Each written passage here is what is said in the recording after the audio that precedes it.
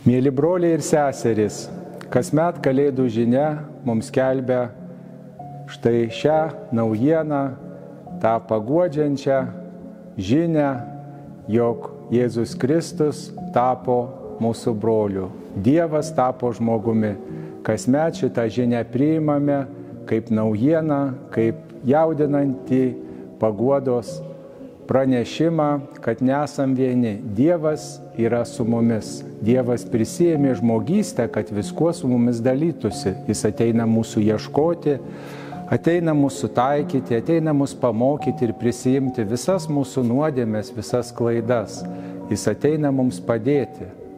Tai svarbu mums ne tik tai švęsti jo gimimo iškilmę, ne tik sveikinti vienas kitą, ne tik džiaugtis Dievo artumu, bet taip pat ir priimti jo atneštą žinią, kad mes atsilieptume Dievui ir keistume savo gyvenimą, vengtume klaidų, taisytumės iš savo paklydimų ir stengtumės iš tiesų būti labiau bendruomeniški vienas kitam, nes Dievas nori būti bendrystėje su mumis.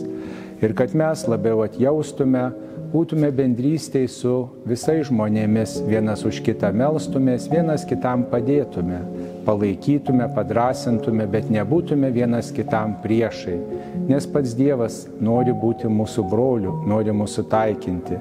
Taigi visiems šių viešpaties Jėzaus Kristaus gimimo iškilmių proga linkiu taikos, linkiu Dievo artumo patirties, linkiu daug paguodos ir bendrystės.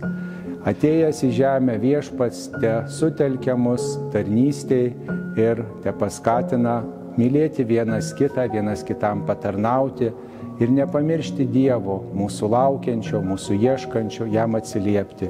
Sveiki sulaukę šventų Kalėdų.